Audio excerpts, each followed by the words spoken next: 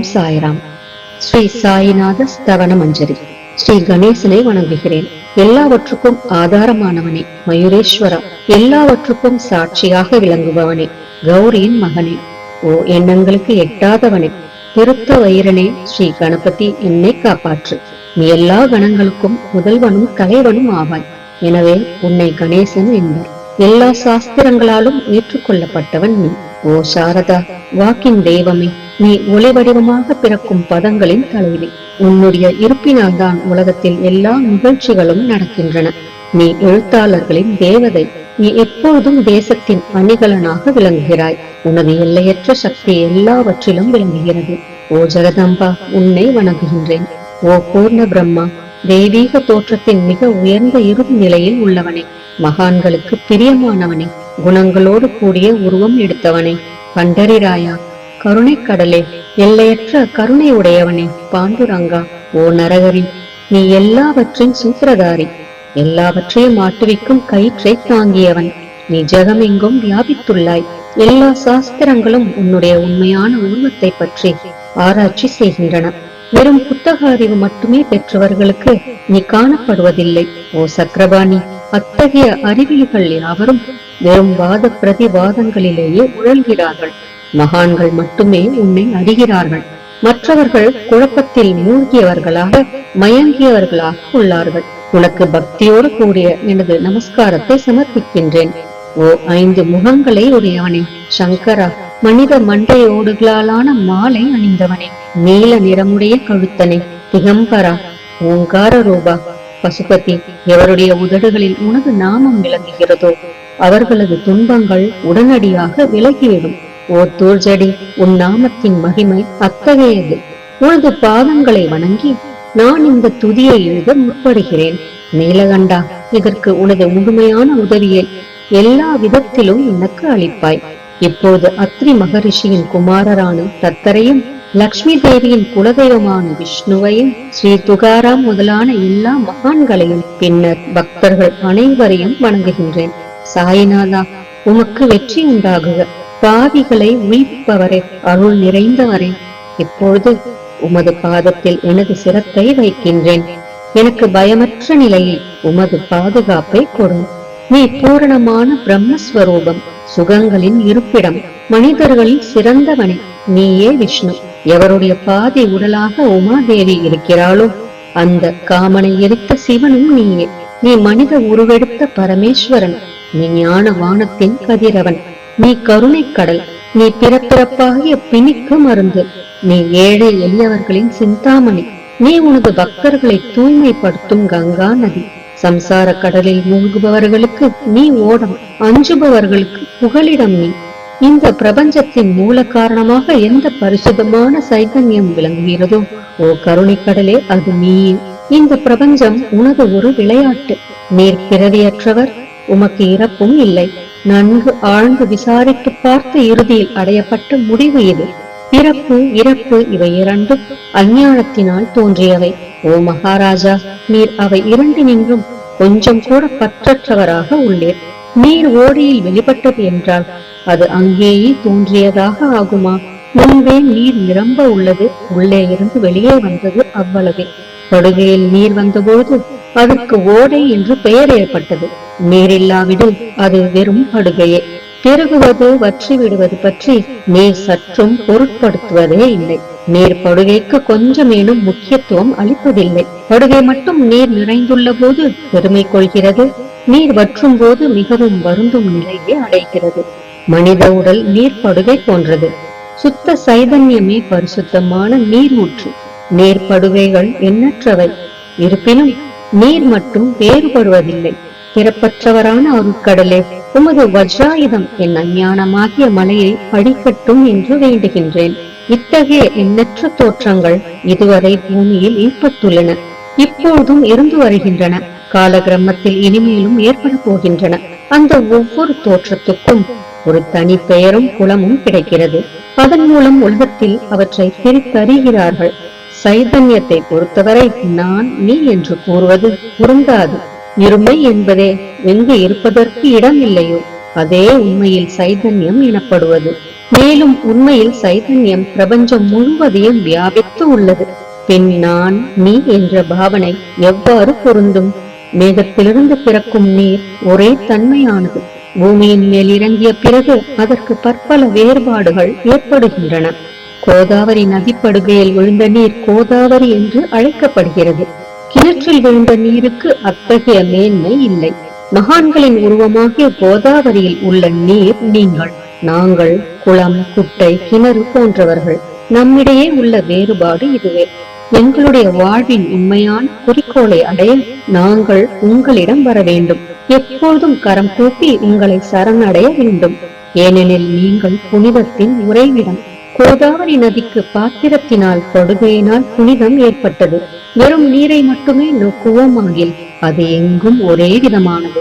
கோதாவரி நதிப்படுகை புனிதம் வாய்ந்ததென்பது தீர்மானிக்கப்பட்ட உண்மை. அதனை தீர்மானிப்பதற்கு பூமியின் நல்ல தன்மை, தீயத்தன்மை ஆகியவையே உதவி செய்கின்றன என்பதை நோக்கவும். மேகத்தினின்று வந்த நீரின் புனிதத்தை எந்த பூமி பாகம் மாற்றவில்லையோ அந்த பாகத்தை சாஸ்திரம் அறிந்தவர்கள் கோதா என்று அழைத்தார்கள். மற்ற இடங்களில் விழுந்த நீர் அந்தந்த மண்ணின் குணத்தை ஏற்றுக்கொண்டது. தோற்றத்தின் போது இனிமையாயிருந்த நீர் அசுத்தமாகவும் கசப்பாகவும் உப்பாகவும் ஆயிற்று.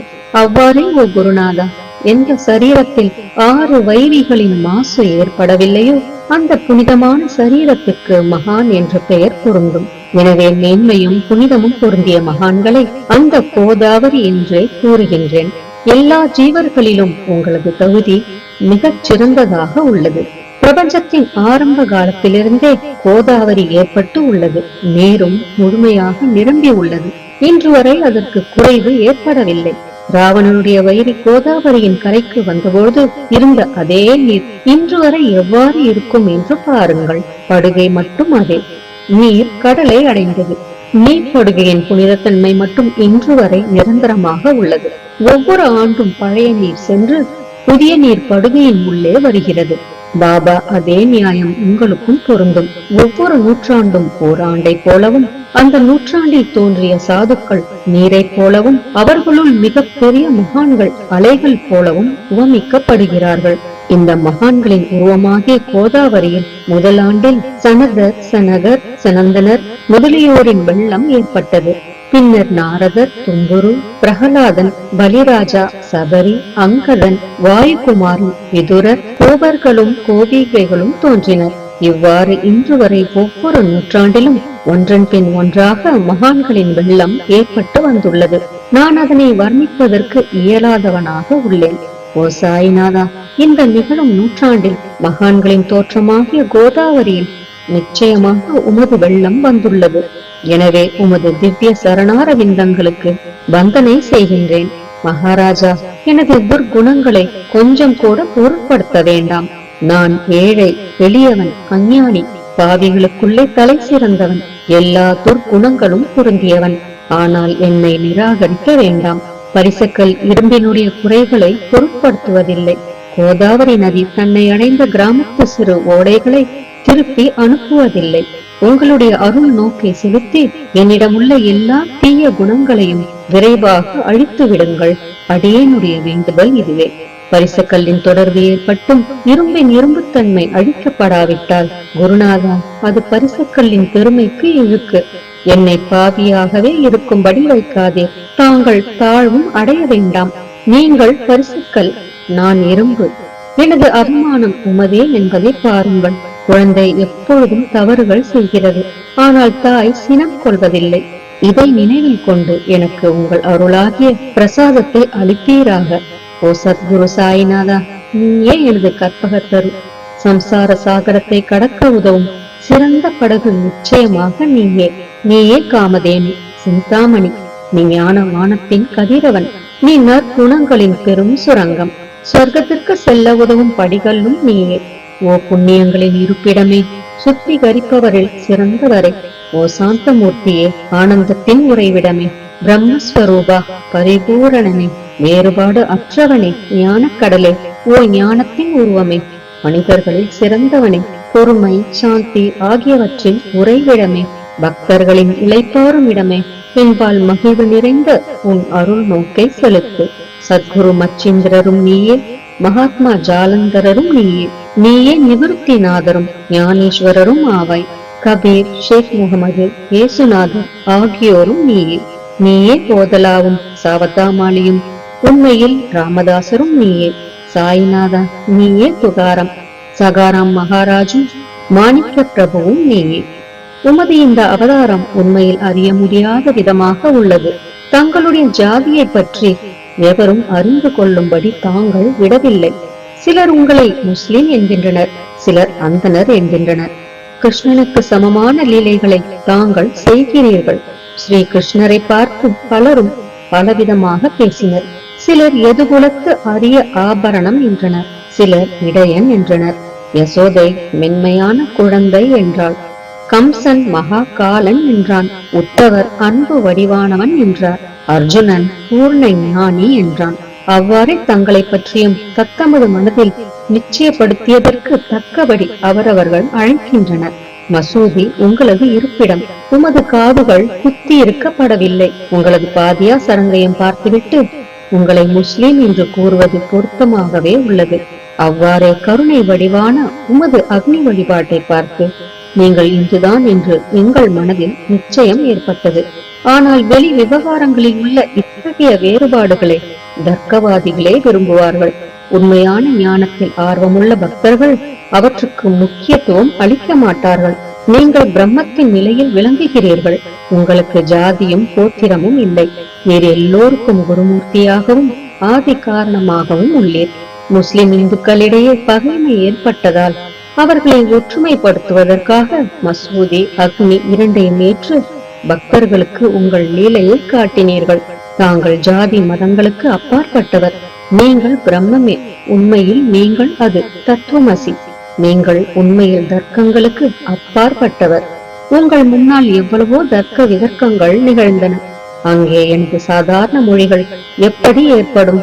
ஆனால் உங்களை பார்க்கும் போது என்னால் மௌனமாக இருக்க முடியவில்லை. துதி செய்வதற்கு உலக வழக்கில் பதங்களே சாதனமாக உள்ளன. எனவே உங்கள் அருளாசியுடன் பதங்களால் என்னென்ன வர்ணனைகள் ஏற்படுகின்றனவோ அவற்றை எப்பொழுதும் செய்வேன். மகான்களின் தகுதி கடவுளின் தகுதியை விட வேறுபட்டதும் மிக உயர்ந்ததும் ஆகும். சாதுக்களின் அருகில் எனது உனது என்ற வேறுபாடுகளுக்கு சிறிதேனும் இடமில்லை. ஹிரண்ய கசிபுவுக்கும் ராவணனுக்கும் கடவுளை வெறுத்ததன் மூலம் மரணம் ஏற்பட்டது. இத்தகைய சம்பவம் ஒன்று கூட மகான்களின் கரத்தால் நிகழவில்லை. அரசன் கோவிச்சந்தன் ஜாலந்தரரை சாண குவியலில் புதைத்தான். ஆனால் அந்த மகான் மனம் வருந்தவில்லை. மாறாக அந்த அரசனை சம்சார சுழலிலிருந்து விடுவித்து அமரனாக செய்துவிட்டார். இத்தகைய மகான்களின் மேன்மையை எவ்வாறு வர்ணிப்பேன்? மகான்கள் சூரியனை போன்றவர்கள். அவர்களின் கருணை ஒளிமயமானது. மகான்கள் சுகம் தரும் சந்திரனை போன்றவர்கள். அவர்களது அருள் சந்திரனுடைய ஒளி போன்றது. மகான்கள் இதமளிக்கும் கஸ்தூரி போன்றவர்கள். அவர்களின் அருள் அதன் நறுமணம் போன்றது. மகான்கள் ரசம் நிரம்பிய கரும்பு போன்றவர்கள். அவர்களது அருள் அதன் இன்சுவை போன்றது. மகான்கள் நல்லவரிடமும் தீயவரிடமும் ஒரே விதமாக நடந்து கொள்கிறார்கள். மாறாக பாவிகளிடமே எல்லையற்ற அன்பு உள்ளவர்களாக உள்ளார்கள். கோதாவரி நதியின் நீரில் அழுக்கடைந்த துணிகளே துவைப்பதற்காக வருகின்றன. சுத்தமானவை கோதாவரியில் நின்று வெகு தொலைவில் பெட்டியிலேயே தங்குகின்றன. பெட்டியில் வைக்கப்பட்டிருந்த அந்த துணியும் ஒருமுறை கோதாவரியின் படுகையில் நன்றாக துவைப்பதற்காக வந்தது. இந்த உவமையில் பெட்டிதான் வைகுந்தம். நீங்களே கோதாவரி, நம்பிக்கையே படிதுரை, ஜீவாத்மாக்களே துணிகள். 6 வித விகாரங்களே அவைகளை பற்றியுள்ள அழுக்கு. உங்களது பாதார விந்தங்களை தரிசிப்பதே கோதாவரி ஸ்நானமாகும். எல்லா அழுக்குகளையும் போக்கி சுத்தப்படுத்துவதில் நேர் மிகுந்த சாமர்த்தியசாலி. சம்சாரத்தில் உழலும் ஜனங்களாகிய நாங்கள் மேலும் அழுக்கு படிந்தவர்களாக உள்ளோம். எனவே மகான்களின் தரிசனம் பெறுவதற்கு உரிமை பெற்றவர்கள் நாங்கள். கோதாவரி நதியில் நீர் நிரம்பி உள்ளது. படிதுறையில் துவைப்பதற்கான அழுக்கு துணிகள் உள்ளன. அவை அப்படியே துவைக்கப்படாமல் கிடந்தால் அது உண்மையில் கோதாவரிக்கு இழுக்கு ஆகும். நீங்கள் அடர்ந்த நிழலும் குளிர்ச்சியும் தரும் சிறந்த மரம். நாங்கள் உண்மையில் பாதசாரிகள். கதிரவன் தாபத்திரங்களாகிய வெயிலால் எங்களை சுட்டு எரிக்கின்றான். அவனுடைய தாபத்திலிருந்து கருணை கூர்ந்து, ஓ குருராயா, எங்களை காப்பாற்றும். உங்கள் நல்லருளின் குளிர் நிழல் இவ்வுலகிற்கு அப்பாற்பட்ட தன்மை அது. மரத்தின் அடியில் அமர்ந்ததும் ஒருவன் மேலே இருந்து வெயிலை உணர்வானாகில் அந்த மரத்தை எவர் நிழல் தரும் மரம் என்று கூறுவர்.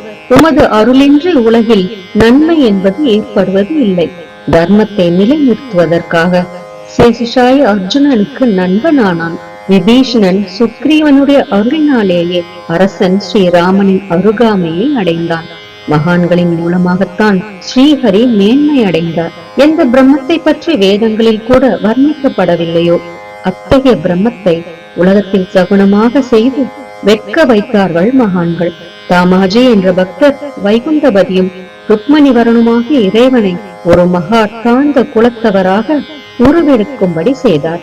சோகமேளா என்ற பக்தர் ஜெகதாத்மா ஆன இறைவனை தமது எருமைகளின் சவத்தை எடுக்கும்படி செய்தார்.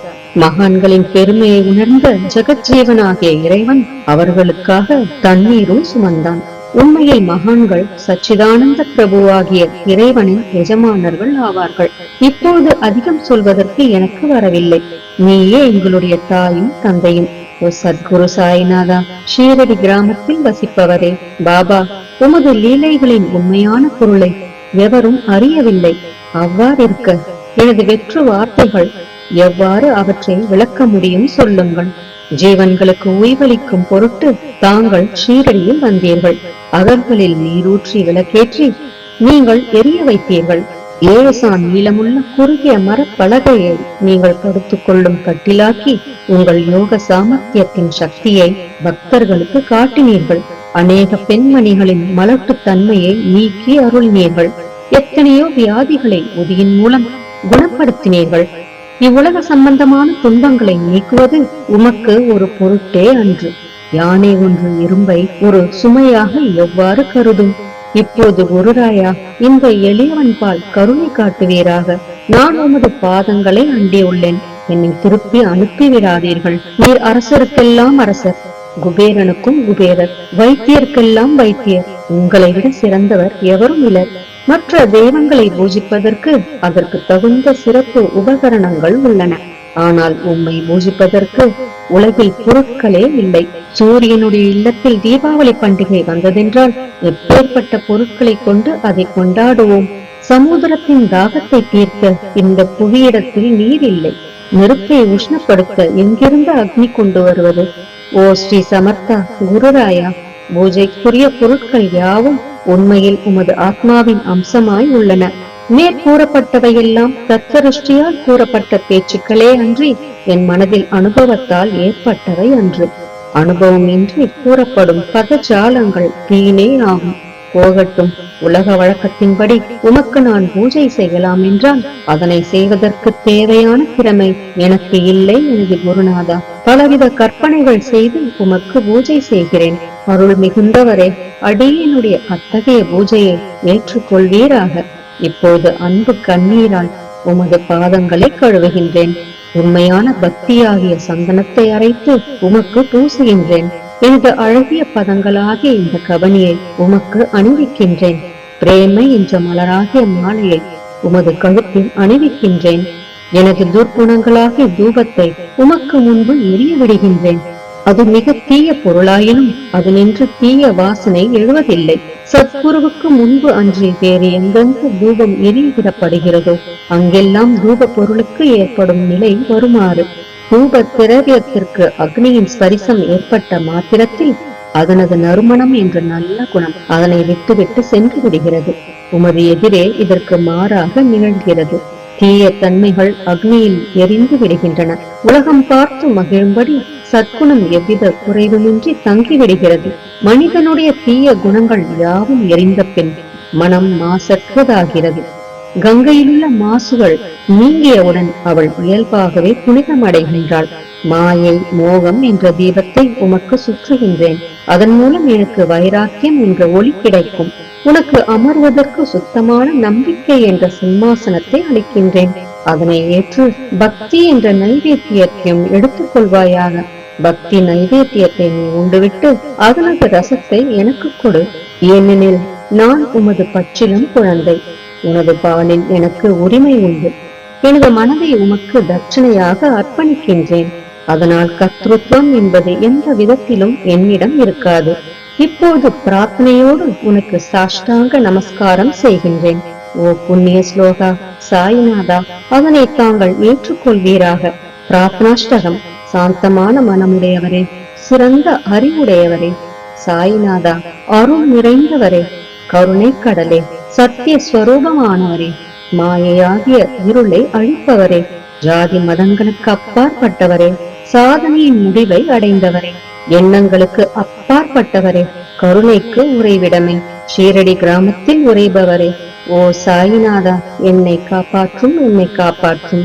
ஞானமாகிய கதிரவனே, ஞானத்தை அளிப்பவரே, எல்லாவித நன்மைகளையும் செய்பவரே, பக்தர்களின் இதயத்தில் உழவும் அன்னமே, உமது பாதங்களை அடைந்தவரை காப்பவரே, சிருஷ்டி செய்யும் பிரம்மா நீ, காக்கும் தெய்வமான லட்சுமியின் கணவன் விஷ்ணுவும் நீயே, உண்மையில் உலகங்களையும் பயமடைய செய்யும் ருத்ரனும் நீயே.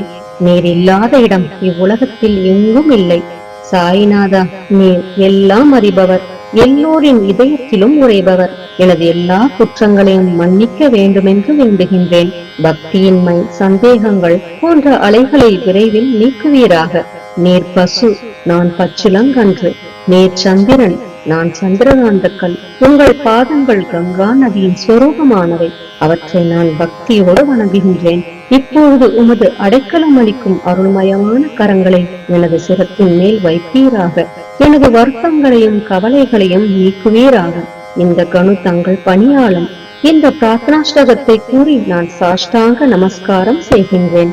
எனது பாவங்களையும் துன்பங்களையும் ஏழ்மையையும் உடனடியாக நீக்குவீராக. நீர் பசு, நான் கன்று. நீர் தாய், நான் குழந்தை. என் விஷயத்தில் மனதில் கடினம் கொள்ள வேண்டாம். நீர் மலையகிரியில் உள்ள சந்தன மரம், நான் உள்ளடர்ந்த புதர். நீர் புனிதமான கோதாவரி நீர், நான் பெரும் பாவி. ஓ குருராயா, உமது தரிசனம் ஏற்பட்ட பிறகும் என்னிடத்தில் உள்ள துர்க்குணம் என்ற மாசு அவ்வாறே தங்கி இருக்குமாகில் உம்மை சந்தனம் என்று எவர் கூறுவர்? கஸ்தூரியின் அண்மையை அடைந்த மண்ணும் உயர்வாக மதிக்கப்படுகிறது. மலர்களின் அண்மையால் நாரும் தலையில் உயர்ந்த இடத்தை பெறுகிறது. மகான்களின் தன்மையும் இத்தகையது. அவர்கள் எந்தெந்த பொருட்களை ஏற்றுக்கொள்கிறார்களோ அவற்றை உயர்ந்த நிலைகளில் அடைவிக்கிறார்கள். சிவபெருமான் விபூதி, கோவணம், நந்தி ஆகியவற்றை ஏற்றுக்கொண்டதால் எல்லா திக்குகளிலும் அந்த பொருட்களுக்கு மிகவும் மதிப்பு ஏற்பட்டுள்ளது. இடையர்களை மகிழ்விக்கும் பொருட்டு பிருந்தாவனத்திலும் யமுனை நதிக்கரையிலும் ஜகத்துக்கெல்லாம் இறைவனானவன் தைக்காலா என்ற விளையாட்டை விளையாடினான். ஞானிகள் அவ்விளையாட்டையும் உயர்வாக மதிக்கிறார்கள். அவ்வாறே நான் துராசாரி ஆயினும் உம்மை அடைந்துள்ளேன். ஓ குருராயா, எனவே இதை பற்றி உம் உள்ளத்தில் எண்ணி பாரும். ஓ குருராயா, ஈகத்திலும் பரத்திலும் எந்தெந்த பொருட்களை சுகமென்று என் மனம் சந்தேகமர கருதுகின்றதோ அவற்றையெல்லாம் நிறைவேற்ற வேண்டும். உமது கருணையினால் இவ்வாறு செய்துவிடும். எனது மனதை அடக்கிவிடும். சமுதிரத்தை இனிமையாக செய்துவிட்டால் பிறகு உப்புத்தன்மையை பற்றிய பயம் இல்லை. சமுதிரத்தை இனியதாக்கும் சக்தி உண்மையில் உமக்கு உண்டு. எனவே தாஸ்கனுவின் இந்த வேண்டுதலை நிறைவேற்றுவீர். என்னிடம் என்னென்ன குறைகள் உள்ளனவோ அவை அனைத்தும் உமதே. சித்தருக்கெல்லாம் அரசனான உமக்கு குறை என்பது பொருந்தாது. இப்போது அதிகமாக சொல்வது எதற்காக? நீரே எனக்கு ஆதாரம். தாயினுடைய இடுப்பில் உள்ள குழந்தை இயல்பாகவே பயமற்று இருக்கிறது. ஓ மகாராஜா, இந்த துதியை எவரவர்கள் அன்புடன் படிக்கிறார்களோ கேட்கிறார்களோ அவரவர்களுடைய விருப்பங்களை நிறைவேற்றுவேன். இந்த துதியை படிப்பவர்களின் கேட்பவர்களின் 3 வித தாபங்களும் ஓர் ஆண்டுக்குள் விலகிவிடும் என்பதே இந்த துதியின் மேல் உமது நிரந்தரமான அருளாசியாக இருக்கட்டும். ஸ்நானம் முதலியவற்றை செய்து சுத்தமாக ஆன பின் உங்கள் மனதில் சுத்தமான பக்தியோடு தினமும் இந்த துதியை படிக்கவும். இவ்வாறு செய்ய முடியாவிட்டால் ஒவ்வொரு வியாழக்கிழமை அன்றும் மனதில் சத்குரு மூர்த்தியை இருத்தி படிக்கவும். அதுவும் கூட இயலாவிடில் ஏகாதசி தோறும் அதன் விளைவுகளை பார்ப்பதற்காக இந்த துதியை படியுங்கள். துதியை படிப்பவர்களுக்கு இறுதி கணத்தில் உயர்ந்த நிலையை குருமூர்த்தி அளிப்பார். நான் சொல்வதை கேட்டுக் கொண்டிருப்பவர்களே, இவ்வுலகியல் ஆசைகளை அவர் விரைவில் நிறைவேற்றுவார். இந்த துதியை பாராயணம் செய்வதால், மீண்டும் மீண்டும் படிப்பதால் முட்டாள்கள் அறிவாளிகள் ஆவார்கள். எவருக்காயினும் வாழ்நாள் குறைவாக இருப்பின் அவர்கள் இதை படிப்பதால் 100 ஆயுள் உள்ளவர்கள் ஆவார்கள். இந்த துதியை படிப்பதால் செல்வத்துக்கு குறைவு இருந்தால் குபேரன் அவர்களது இல்லத்துக்கு வந்து பணி செய்வான். இது சத்தியம் என்று மும்முறை உரைக்கின்றேன். சந்ததியற்றவர்களுக்கு இந்த துதியை படிப்பதால் குழந்தை செல்வம் கிட்டும். இதனை படிப்பவர்களின் ரோகங்கள் முற்றிலும் நீங்கிவிடும். தினந்தோறும் இந்த துதியை பாராயணம் செய்வதால் பயமும் கவலைகளும் நீங்கிவிடும். மதிப்பும் மரியாதையும் உயரும். அழிவற்ற பிரம்மத்தை உணர்வார்கள். ஓ அறிவாளிகளே, உங்களது மனதில் இந்த துதியை பற்றி நம்பிக்கை கொள்ளுங்கள். தர்க்கங்கள், தவறான எண்ணங்கள் ஆகியவற்றுக்கு கொஞ்சம் கூட இடம் கொடுக்க வேண்டாம். ஷீரடி சேஸ்திரத்துக்கு யாத்திரை செல்லுங்கள். பாபாவின் திருவடிகளை மனதில் இருக்குங்கள். அவர் அநாதைகளின் உறவினர். பக்தர்களின் விருப்பங்களை பூர்த்தி செய்யும் கற்பகத்தரு. அவருடைய பேராணையினாலேயே இந்த துதியை எழுதினேன்.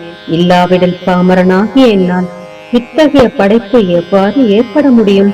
சக ஆண்டு 1840 பாத்திரபதம் மாதம் சுத்தபட்சத்தில் கணேச சதுர்த்தி திதியன்று திங்கட்கிழமை 2வது பிரகரத்தில் புனிதமான நர்மதா நதி தீரத்தில் உள்ள மகேஸ்வரர் என்ற சேஸ்திரத்தில் ஸ்ரீ அகல்யா தேவி சன்னதியில் ஸ்ரீ சாயிநாத ஸ்தவன மஞ்சரி நிறைவடைந்தது.